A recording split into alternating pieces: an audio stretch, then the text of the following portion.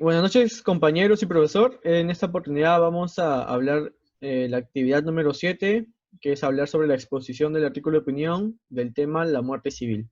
A continuación le doy pase a mi compañera Cruz María, quien va a continuar con la explicación. Buenas noches, profesor. En esta ocasión yo voy a responder la pregunta 1 y 2. Primera pregunta, ¿cómo se definió el título del artículo de opinión?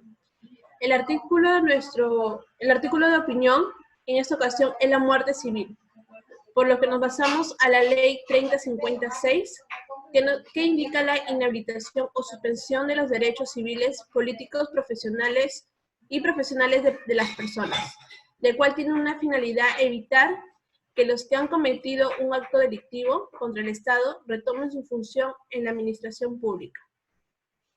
2. ¿Cuál es el tema? Nuestro tema principal es la muerte civil y la ley 3056 en el Perú en los últimos 10 años. Le voy a dar pase a mi compañera Angélica para responder las preguntas 3 y 4. Ya. En la pregunta número 3, ¿cuál es la tesis y de qué trata la información general sobre el tema? La tesis es la ley número 3056 sobre la muerte civil. Aún presenta vacíos, por tanto debería ser nuevamente revisada.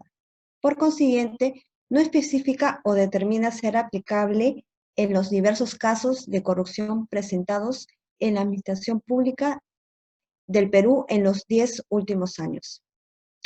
¿De qué manera incluye las dos evidencias documentadas en los párrafos de desarrollo?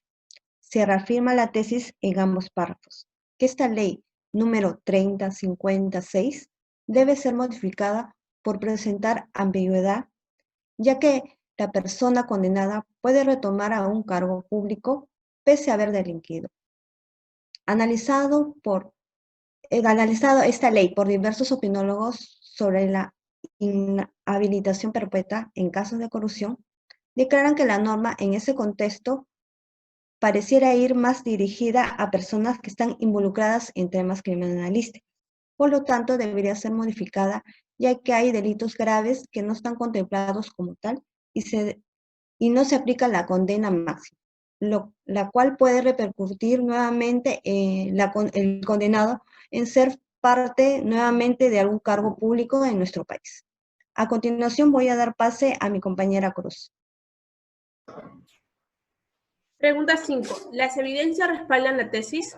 Sí, porque es un tema de opinión del cual nos hace debatir los hechos, podernos darnos cuenta de que hay muchos puntos de vista diferentes. Esto conlleva indagar más en el tema y así poder tener más información válida y concreta. Le doy pase a mi compañero Michael para la pregunta 6.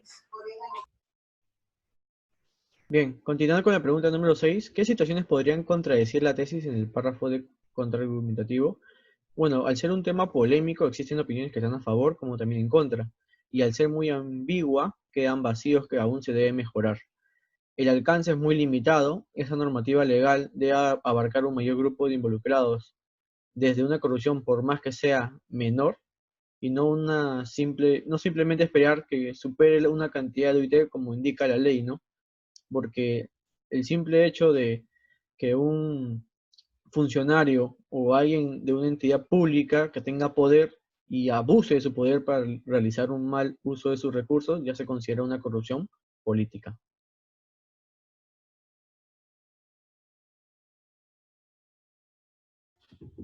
La pregunta número 7 indica, ¿qué evidencias documentadas ha utilizado para respaldar su tesis en el párrafo contra argumentación? Las fuentes que hemos considerado para respaldar nuestro párrafo de contraargumentación son las siguientes. El primero, que es recuperado del diario El Comercio, y la segunda, que es recuperado del diario Gestión. En estas fuentes se explica que el decreto legislativo número 1243 modifica el Código Penal y el Código de Ejecución Penal, en la cual se establece y amplía el plazo de duración de la pena inhabilitación principal y se incorpora la inhabilitación perpetua. También se contempla la rehabilitación automática, que tiene como fin cancelar los antecedentes penales, judiciales y policiales. Dichos enlaces fueron incorporados para que el sustento tenga mayor relevancia y el lector tenga la confianza de que este artículo de opinión se basa en fuentes confiables. Pregunta número 8 indica, ¿cuál es la reafirmación de su tesis? La reafirmación de nuestra tesis es la siguiente, que el decreto de esta ley número 30.506 debería ser regulada, ya que, como indico en mi tesis, esta ley presenta vacíos por omitir delitos graves y no aplicar la pena máxima, exponiéndonos a ser gobernados nuevamente por estos corruptos.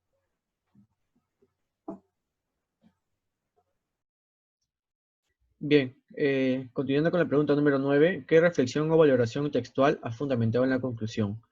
Si bien el enfoque principal es la inhabilitación permanente, esto depende mucho de las evidencias encontradas, pues al no tener evidencias no se podrá abrir una investigación. Es por ello que se conviene analizar las características y condiciones de los delitos de corrupción a fin de que se pueda plantear una nueva norma y consecuentemente la posibilidad de su imprescriptibilidad, y de esa manera no se quebranten los derechos fundamentales de la población. Finalmente, la pregunta 10, ¿cuáles son las principales fuentes de información que empleó? Buscamos y nos respaldamos a través de páginas del Estado oficiales, diarios reconocidos, normas legales y entrevistas de personas especialistas en el tema. Bien, con eso sería todo, profesor. Muchas gracias por su atención. Muchas gracias.